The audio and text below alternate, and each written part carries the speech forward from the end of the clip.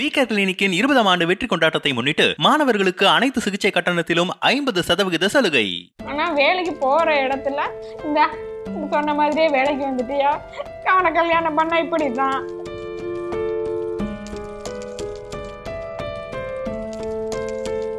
இவன் ஆள் இப்படி இருக்கான், அவன் நல்லா இருக்கானா, அவன் ஆள் இப்படி சரியில்லை, அவன் லைஃப் போயிடும், அவனை கட்டிக்கிட்டா அவனுக்கு வந்து வாழ்க்கை வீணா போயிடும். போறா கன்சீவா இருக்கப்போ அப்பயும் வந்து எனக்கு அந்த காசு வாங்கின காசு கட்ட முடியல. கால் வலிக்க வேலை செய்யறான். ஏன்னா செக்கிங்னாவே தெரியும், திருப்பூர் பொறுத்தவரை நின்றுக்கிட்டு பீஸை செக் பண்ணணும். வீடியோஸ் போடும்போதெல்லாம் ஓடி வீடு தான், உங்க வீடு அப்படி தெரியுது இப்படி தெரியுது அது இருக்குது பாத்திரம் தெரியுது. உங்களுக்கு ட்ரெஸ் நைட்டிஸ்ல இருக்கீங்க, நைட்டில இருக்கீங்க, வீட்ல இருந்தா நைட்டில தான் இருப்போம். வேற யாரதெல்லாமோ வைப்பாங்க பாப்பாங்க. ஆனா இப்ப கால் பண்ணிட்டு பரவாயில்ல வீடியோ பார்த்தேன், கார் வாங்கிட்டீங்களா, இப்ப இங்க போனீங்களா, சென்னை போனீங்களா?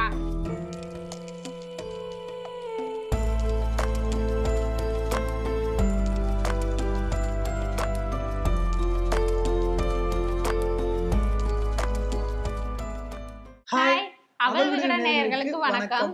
நாங்க உங்க ராஜா ரூபி. ஸ்டார்டிங்ல வந்து நாங்க வந்து ரொம்ப கஷ்டப்பட்டு தான் நாங்க வந்து, ஏன்னா நாங்க 2 பேருமே வந்து பாத்தீங்கன்னா லவ் மேரேஜ். லவ் பண்ணி தான் வந்து நாங்கள் கல்யாணமே பண்ணோம். நான் வந்து திருப்பூரில் வந்து ஒரு கார்மெண்ட்ஸ் ஒர்க் பண்ணிட்டு இருந்தேன். அந்த கார்மெண்ட்ஸ்லாம் வந்து இவங்களும் வந்து ஒர்க் பண்ணிட்டு இருந்தாங்க. அப்போ வந்து நான் வந்து ஒரு மெக்கானிக்காக வந்து நான் ஒர்க் பண்ணிட்டு இருந்தேன். இவங்க வந்து அங்கே வந்து கியூசியா வந்து குவாலிட்டி வந்து கியூசியா ஒர்க் பண்ணியிருந்தாங்க. அப்போ எங்கள் 2 பேர்த்துக்கும் ஒரே ஊர் தான். இப்போ நான் வந்து துறையூர், இவங்க அப்பா ரூபியோட அவங்க அப்பா துறையூர் தான், இவங்க அம்மா வந்து கேரளா.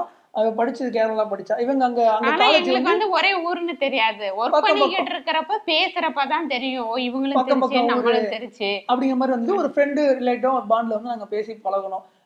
நல்லா ஃப்ரெண்டா தான் போயிட்டு இருந்தது. அப்புறமேட்டு வந்து ஃப்ரெண்டு வந்து காதலா வந்து மாறிடுச்சு. காதலா மாறும்போது என்ன பண்ணிட்டேன், இவங்க வீட்டுல வந்துட்டு மாப்பிள்ளை பார்க்க ஆரம்பிச்சிட்டாங்க. அது திருச்சி கேரளால வந்து ஒரு மாப்பிள்ளை பார்க்க ஆரம்பிச்சாங்க. அம்மா ரிலேட்டட்ல மாப்பிள்ளை கேரளா மாப்பிள்ளை பார்க்க ஆரம்பிச்சாங்க. இவன் என்ன பண்ணா, என்கிட்ட மாப்பிள்ளை பாக்குறாங்க அப்படின்னு சொல்லி சொன்னா, எனக்கு இவருக்கு வந்து அக்கா இருக்காங்க. அப்போ ஒரு அக்கா கல்யாணம் பண்ணி கொடுக்கறதுக்கு முன்னாடி தம்பி கல்யாணம் பண்ணா அது ஃபேமிலியில ஏதாவது சொல்லுவாங்கன்ட்டு அந்த யோசனை. ஒரு இக்கட்டான நிலைமையில எனக்கும் மாப்பிள்ளை பாக்குறாங்க, நிச்சயம் பண்ண டேட் குறிச்சிட்டாங்க, இவங்களுக்கு அக்கா இருக்கு. அப்ப என்ன பண்ணலாம், ஒரே ஆளு. எனக்கு வந்து வீட்லயும் சொல்ல முடியாது, அங்க இவங்க வீட்லயும் பேச முடியாது. நாங்க வந்து எவ்வளவு கன்சல்ட் பண்ணி பேசி பாக்குறோம், முடியல. அதாவது எப்படின்னா சொல்லாம மாப்பிள்ளை அவங்க சைட்ல வந்து சொல்லாம வந்து நாங்க பேசி பாக்குறோம். அவங்களும் வந்து ஒத்து வர மாதிரி தெரியல. என்கிட்ட சொல்றா, அப்ப எனக்கு என்ன பண்றது தெரியல, ஒரே கன்ஃபியூஷனாக இருந்தோம். திடீர்னு முடிவு எடுத்தோம், சரி கல்யாணம் பண்ணிடலாமா அப்படின்னு சொல்லிட்டு. அதுக்குள்ள பார்த்தா இவ்வளவு கூட இருக்கவங்க எல்லாமே இருந்துட்டு கம்மியில வேலை செய்யறவங்க இருந்துட்டு ஒரு குறை சொல்றாங்க. இவன் என்ன ஆள் இப்படி இருக்கான், அவன் என்ன நல்லா இருக்கானா, அவன் ஆள் இப்படி சரியில்லை, அவன் லைஃப் போயிடும், அவனை கட்டிக்கிட்டா அவனுக்கு வந்து வாழ்க்கை வீணா போயிடும், நல்லா இல்லை, நீ நல்லா இருக்க, மாப்பிள்ளை வந்து போலீஸ் வேலை, அங்க போனா லைஃப் செட்டில் ஆயிரும் அப்படின்லாம் சொல்லி மைண்டை மாத்துறாங்க. ஒரு 10:30 மணிக்கு தாலி கட்டி முடியுது, ஒரு 6 மணி வரைக்கும் எங்களுக்கு வீடே கிடைக்காம அப்படியே எங்க அப்படியே நிக்கிறோம். அப்புறம் அப்படியே இங்கிட்டு வரோம், ஒரு டீ கடையில நிக்கிறோம், யாரும் பாத்துருவாங்களோ, அப்படியே ஒரு 6 மணி வரை போச்சு. அதுக்கப்புறம் சிம்பிளா ஒரு வீடு, அதுதான் அந்த பாத்ரூம் மாதிரி ஒரு வீடு, துணி இல்ல எதுவுமே இல்ல, வெறும் கையோட அந்த வீட்டுக்கு போய் நுழையிறோம். இன்னொன்னு, நான் வந்து கல்யாணம் பண்ணோம், அந்த கார்மெண்ட்ஸ்ல வந்து எனக்கும் வேலை போச்சு, இவளுக்கு வேலை போச்சு. அந்த 2 நாள் ஓட்டிட்டு 3ஆவது நாள் வேலைக்கு போயிடலாம். ஏன்னா நம்ம சாப்பிடணும், பொருள் வாங்கணும், சிலிண்டர் வாங்கணும், சமைக்கணும் அப்படின்னா வேலைக்கு போய் தான் ஆகணும். நம்ம தான் அந்த கம்பெனில தானே வேலை செஞ்சு ரிட்டன் அங்கேயே போலான்னு போறப்ப 2 பேத்துக்கு வேலை கிடையாது, நீங்க வெளில போயிருங்க அப்படின்னு சொல்லிட்டாங்க. அப்புறம் நான் என்ன பண்ணேன், ஏன்னா அங்கேயே இருந்து அங்கேயே லவ் பண்ணி மேரேஜ் பண்ணனால வேலை எவ்வளவு வெளில இருந்து ட்ரை பண்ண வேலைக்கு அலைஞ்சேன், யாருமே வந்து வேலை தரல. ரொம்ப கஷ்டப்பட்டோம். நான் வாங்குறது நிற்கும் போது பாத்தீங்கன்னா 11,000 ரூபாய் சம்பளம் வாங்கிட்டு இருந்தேன். திருப்பி வேற ஒரு கம்பெனிக்கு நான் கேட்கும்போது அவங்க அர்ஜென்ட்டுக்கு எனக்கு வேணும், ஏன்னா நம்ம மட்டும் தனியா கிடையாது, நம்ம நம்பி ஒரு ஃபுல்லா வந்திருக்கு அப்படிங்கும்போது நம்மளுக்கு அர்ஜென்ட்டுக்கு வேலை வேணும். எந்த வேலைன்னு தான் சரி, கடையில கூட போய் கேட்குறேன், ஹோட்டலில் ஏதாவது HCL எடுக்கிற மாதிரி கூட சொல்லுங்க, நான் போய் பண்றேன், வேற ஏதாவது வேலை இருந்தால் சொல்லி அலையிறேன். எங்கேயுமே கிடைக்கல. ஒரு கார்மெண்ட்ஸ்ல மட்டும் வேலை கிடைக்குது. ஒரு 8,000 ரூபாய் சம்பளத்துக்கு வந்து எனக்கு அங்கே எடுத்துக்கிறாங்க. வாங்கின சம்பளம் அதிகம், கிடைக்கிற சம்பளம் கம்மி, வேற வழி இல்லையேன்னு சொல்லிட்டு நான் ஜாயின் பண்றேன். ஜாயின் பண்ணி அங்கே போகும்போது வேலை வீட்டுக்கு ரொம்ப டார்ச்சர்லாம் முடியல, ரொம்ப ப்ரெஷர் அதிகம், இருந்தாலும் நம்ம செய்யணும், நம்ம இவ்வளோ நம்ம கூட இருக்கான்னு சொல்லிட்டு நான் அதுக்காக போய் செய்யறேன். அதுக்கப்புறமேட்டு பார்த்தா இவ்வளவு ஒரு 4 நாளைக்கு அப்புறம் நான் மறுபடியும் அந்த கம்பெனில மேனேஜருக்கு கால் பண்ணி கேட்டோம், அந்த குவாலிட்டி டீம்ல இல்ல, வேற செக்கிங் வேலைனா பரவாயில்ல நான் போய்க்கிறேன்ட்டு போனோம். ஏன்னா வந்து இருந்த வேலையோட கம்மியான வேலை தான் கொடுத்தாங்க அங்க. சரி வேற வழி இல்லை, நம்மளுக்கு சாப்பாட்டுக்கு என்ன பண்றோம்னு வீட்டுல பெற்றவங்க சொன்ன மாதிரி நடந்துடக்கூடாது, ஏன்னா வந்து நீங்க கஷ்டப்பட போறீங்க, சோத்துக்கு இல்லாம கல்யாணம் பண்ணிட்டு போனா நல்லா கூடாதுன்னு சொல்லிட்டு திருப்பி அந்த கம்பெனிக்கு வேலைக்கு போறான். போகும்போது அந்த கம்பெனியில் இருக்கவங்க மறுபடியும் வந்து இவளை வந்து சொல்றாங்க, சொன்னேன்ல கல்யாணம் பண்ணி நீ வேலைக்கு வரும்னு சொன்னேன்ல, வந்த பத்தியா சோத்துக்கு இல்லாம கஷ்டப்படுவல்ல, இப்ப தெரியுது உனக்கு இதே மாப்பிள்ளை கல்யாணம் பண்ணிட்டு போயிருந்தா உன் லைஃப் எங்கேயே போயிருக்கணும்னு சொல்லி சொல்றாங்க கூட இருக்கவங்களே. இவ என்ன பண்றா, வேற சொல்லவும் முடியல, வேற வழியும் தெரியல, ஏன்னா தெரியாது இல்ல திருப்பூர் புதுசு இவளுக்கு. அப்படிங்கும்போது அங்கேயே வேலை செய்யறான், நின்றுட்டு தான் இருக்கணும், வேலை செஞ்சுக்கிட்டு இருக்கா. அவங்க சொல்றாங்க, ஃபீல் பண்றான். ஆனா என்கிட்ட ஒன்று சொல்ல, என்கிட்ட சொன்னா நான் கஷ்டப்படுவேன் மனசுக்குள்ளேயே வச்சுக்கிட்டான். எங்க வீட்டு சைடு பேச மாட்டாங்க, எங்க வீட்டு சைடு பேச மாட்டாங்க, முடிஞ்சிருச்சுன்னு சொல்லி விட்டுட்டாங்க. அப்புறம் நாங்க என்ன பண்ணோம், மாசம் இவ வந்து கன்சீவ் ஆகிறோம். கன்சீவ் ஆகணும்னா வேலைக்கு போகணும், ஏன்னா காசு கஷ்டம் தானே. எங்களுக்கு தேவையான பொருள்லாம் கொஞ்சம் நான் இஎம்ஐல வந்து நாங்க வாங்கணும். இஎம்ஐல வாங்கும்போது அந்த காசை நாங்க கட்டி தான் ஆகணும். ஏன்னா எதுக்காக அந்த இஎம்ஐ பொருள் வாங்கினோம்னா, வீட்டுல 4 பேர் வரும்போது வந்து உன் வீட்டுல ஒண்ணுமே இல்லை எதுவுமே இல்லை அப்படி சொல்லக்கூடாது அப்படின்னு கோசம் சின்ன சின்ன பெருசாலாம் ஒன்றும் கிடையாது, பாத்திரம் ஜாமான் ஜட்டு அடுப்பு ஸ்டவ் கேஸ் அந்த மாதிரி வந்து பொருள் வாங்குறோம். அதுக்கு இஎம்ஐ போடுறேன். அதுவுமே வந்து பார்த்தா கட்ட முடியாதனால இவ வந்து வேலைக்கு போறான். இவ போறா, கன்சீவா இருக்கா. கன்சீவா இருக்கப்போ அப்பயும் வந்து எனக்கு அந்த காசு வாங்கின காசு கட்ட முடியல. கால் வலிக்க வேலை செய்யறான். ஏன்னா செக்கிங்னாவே தெரியும், திருப்பூர் பொறுத்தவரை நின்றுக்கிட்டு பீஸை செக் பண்ணணும். வேலை செய்யறப்ப கூட அது செஞ்சல, ஏன்னா நம்ம எல்லா வேலையும் சின்ன வயசுல இருந்து செஞ்சு பழகிருக்கோம். எல்லாருமே கஷ்டப்பட்ட ஃபேமிலி தான். ஆனா வேலைக்கு போற இடத்துல இந்த சொன்ன மாதிரியே வேலைக்கு வந்துட்டியா, அவனை கல்யாணம் பண்ணா இப்படிதான், கடைசி வரைக்கும் நீ திருப்பூர்ல கல்யாணம் பண்ணிட்டா கம்பெனில ஏற்ற இதே வேலை தான் செய்யணும் அப்படின்னு எல்லாம் சொல்லி அந்த மனசு நோக்கிறப்பதான் அதோட வழியே. நான் சொன்னேன் வேலைக்கு போவாதுன்னு. யாரும் அதை சொல்லிட்டு போறோம்மா, நம்ம வந்து வாழ்ந்து காமிக்கணும், நம்ம வீட்டு எல்லா ஜாமான் வாங்கணும், நம்ம வாழ்ந்து காட்டணும். அதுக்காக வாரம் 2000 ரூபாய் கிடைக்கும். நின்றுட்டே வேலை பாக்குறப்ப வாரம் 2000 கிடைக்கும். என்னோட காசு செலவுக்கு வச்சுக்கலாம், உன்னோட காசு ஒரு 8000 10,000 கிடைக்கிறத நம்ம மாசமா இது ஏதாவது பொருள் வாங்கிக்கலாம்.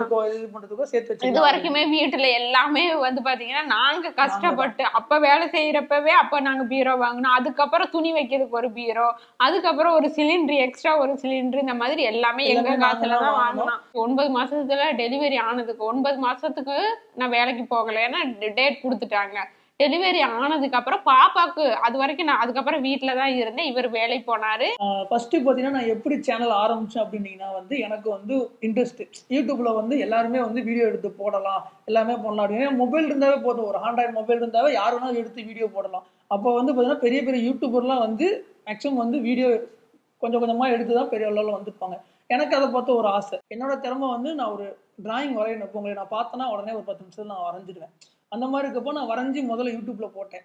எனக்கு உண்டான பலன் வந்து எனக்கு கிடைக்கல. அதுக்கப்புறம் நான் என்ன பண்ணேன், ஒரு கார்மெண்ட்ஸ்ல வந்து நான் மெக்கானிக்கா வந்து நான் ஒர்க் பண்ணிட்டு இருந்தேன். அந்த ஃபீல்ட்ல மிஷினை பத்தி எடுத்து போட்டுட்டு இருந்தேன். அதுவும் வந்து பாத்தீங்கன்னா எனக்கு வந்து எந்த ஒரு பலனும் கிடைக்கல.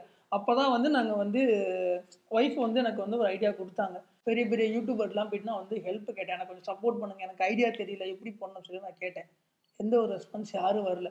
அப்ப இவன் நான் சொன்னா, நீ ஏன் மாமா கெஞ்சுற, நம்ம வந்து ஓனா முயற்சி பண்ணி போகலாம், 2 பேரும் பண்ணுவோம், 2 பேரும் ஃபேமிலில நடக்கிறது ஒரு ஃபன்னா மாத்தி காட்டலாம், எமோஷனலா பண்ணலாம், அதுக்கு எப்படி போகுது, அப்புறம் அதுக்கேத்த மாதிரி நம்ம ஃபன்னா பண்ணலாம் அப்படின்னு சொல்லி யோசிச்சோம். ஒரு சேனல் வந்து ஓபன் பண்ணி போலாம்னு ஐடியா வந்தது. ஏன்னா மெயின் சேனல் தான் சுத்தமா யூஸ் போலயே, சரின்னு சொல்லிட்டு புதுசா ஒரு சேனல், அது சேனல் தான் வந்து ராஜா ரூபி அப்படின்னு சொல்லிட்டு ஒரு சேனல் ஓபன் பண்ணி போட ஆரம்பிச்சோம். அதுலயும் பாத்தீங்கன்னா எக்கச்சக்க தடுங்கல் கமெண்ட் வரும், அப்படி வரும், என்ன நீ வீடியோ போடுற, உங்க வீடு என்ன இப்படி இருக்கு, உங்க வீடு அப்ப இருந்த சூழ்நிலைக்கு நாங்க அப்படி சின்ன ஒரு 10க்கு 10 வீட்டுல தான் நாங்க இருந்தோம். 10க்கு 10 வீட்டுல தான் இங்கிட்டு திரும்பினாலும் வீடியோ காட்டுவோம், அதே செவருதான் இங்கிட்டும் இருக்கும். வீடியோஸ் போடும் போதெல்லாம் ஓடு வீடு தான், உங்க வீடு அப்படி தெரியுது இப்படி தெரியுது, அது இருக்குது, பாத்திரம் தெரியுது, உங்களுக்கு ட்ரெஸ் நைட்டிஸ்ல இருக்கீங்க, நைட்டில இருக்கீங்க, வீட்ல இருந்தா நைட்டில தான் இருப்போம். ரொம்ப ஒரு இலக்காரமா வந்து நம்ம சப்ஸ்கிரைப் வந்து கமெண்ட் பண்ண ஆரம்பிச்சாங்க. ஏன்னா அப்ப நம்ம கிட்ட வந்து குவாலிட்டி இல்லாத மொபைல் தான், நார்மல் மொபைல், அத வச்சு தான் எடுக்கணும். அப்ப நம்ம மூஞ்சி இன்னுமே கொஞ்சம்